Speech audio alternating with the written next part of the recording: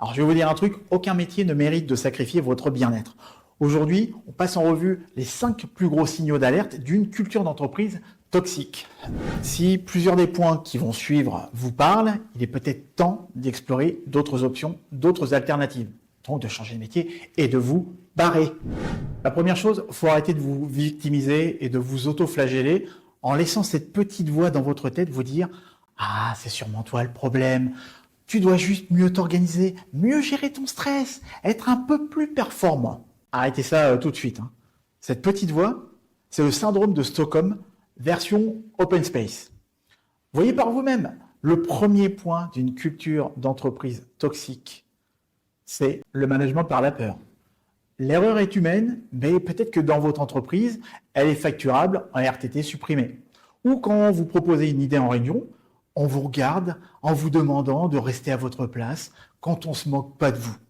Résultat, plus personne ne bouge, plus personne n'ose dire quoi que ce soit, et vous devenez une version corporate en mode Koh-Lanta. Il faut survivre, mais sans faire de vagues. Un bon management repose sur une forme de sécurité psychologique. Personne ne performe durablement dans la crainte. Amy Edmondson, qui est une académicienne de Harvard, a démontré que les équipes les plus performantes sont celles où les collaborateurs se sentent libres d'exprimer erreurs et doutes sans peur du jugement.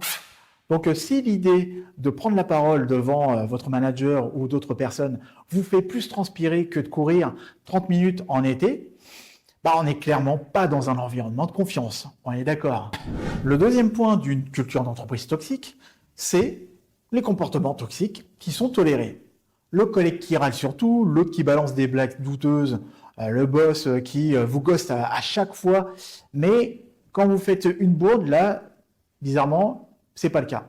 Et que dire des personnes qui disent à des étudiantes, comme ça m'est arrivé là dernièrement, des étudiantes qui m'ont raconté, une étudiante qui on lui a dit « Toi, tu vas te faire violer à force de te balader en jupe. » Voilà, c'est ce que texto, une responsable a dit à une de mes étudiantes en alternance.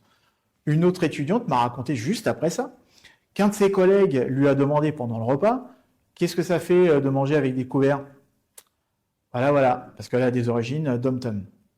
Et tout le monde trouve ça normal. Et quand vous dites quelque chose, on vous dit « Oh, ça va, c'était pour rire, oh, t'as pas d'humour » ou bien « Ouais, mais tu comprends, c'est sa personnalité ».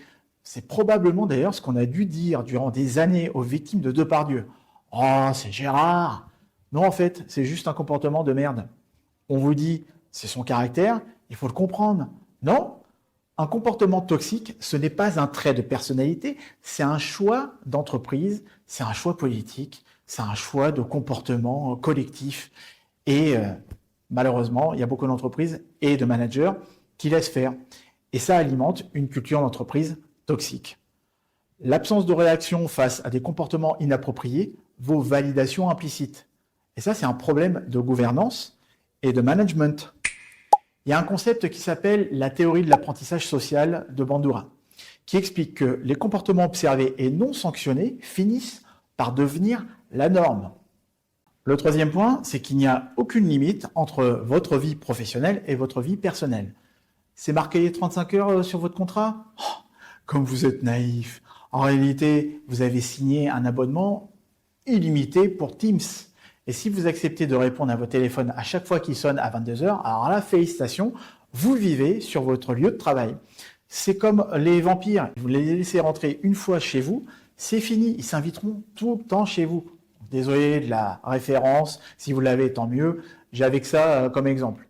C'est pareil pour les emails, si vous répondez à des emails qui arrivent à 23 heures, avec marqué dedans un petit point rapide, ou pareil le dimanche.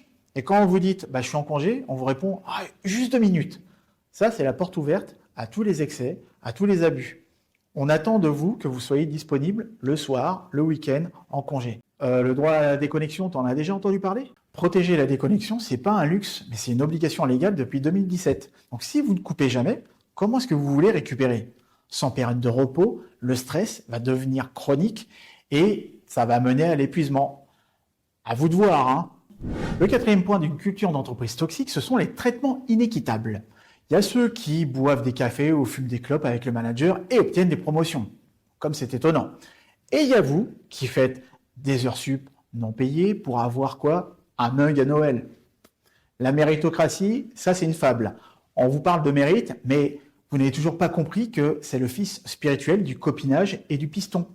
Vous n'avez toujours pas compris que certains bénéficient de passe-droit pendant que vous, vous ramez. Et vous ramez pendant que d'autres surfent sur la vague du favoritisme. L'équité perçue est un pilier de la motivation au travail. Sans elle, il n'y a pas d'engagement et il n'y a pas de loyauté. Et lorsqu'un salarié perçoit une injustice, il réduit tout naturellement son effort ou est sur la voie du départ. Et le dernier point d'une culture d'entreprise toxique, c'est quand la charge de travail est démesurée. Les collègues partent, mais vous, vous êtes toujours là et vous restez. Et ils ne sont pas remplacés.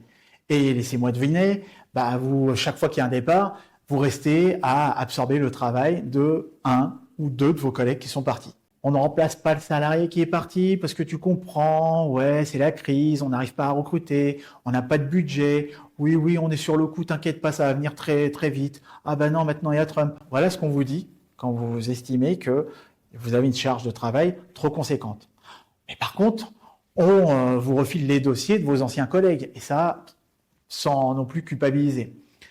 On vous donne leur boîte mail, leurs clients, leurs deadlines. Vous voilà à gérer 3 postes en un, sans augmentation et sans renfort, juste avec des cernes et une bonne pression artérielle. Les bons ingrédients d'une culture d'entreprise toxique. Quand les départs ne sont pas suivis de recrutement, il ne s'agit plus de réorganisation, mais d'un transfert abusif de charges. C'est légalement et humainement discutable. Et la surcharge n'est pas un signe de productivité, mais plutôt un échec organisationnel. Lapsus. Elle prépare surtout au burn-out. Car quand votre to-do list dépasse vos moyens, l'épuisement professionnel est inévitable. Donc si vous êtes reconnu dans au moins 3 de ces points, vous n'avez pas besoin d'un bilan de compétences, mais surtout de fuir. Vous ne pourrez pas changer votre environnement, c'est pas possible. Il faut juste fuir cette culture d'entreprise toxique, car c'est pas à vous de devenir plus résilient pour supporter l'insupportable. C'est à l'entreprise d'évoluer sur ses pratiques RH, sur la culture d'entreprise et qui impactera aussi l'ambiance de travail. Et elle doit le faire très rapidement, sauf si elle est dans le déni et qu'il y a un manque de courage managérial ou politique. Et si ce n'est pas le cas, vous avez le droit et même le devoir d'aller voir ailleurs. Donc, si vous avez repéré d'autres signaux d'une culture d'entreprise toxique, je vous invite à les partager directement en commentaire, parce que parfois, lire les témoignages des autres, c'est comme une sorte de thérapie de groupe virtuelle et gratuite. Et pensez aussi à vous abonner si vous voulez d'autres contenus qui grattent là où ça fait du bien. Et moi, je vous dis à bientôt. Ciao.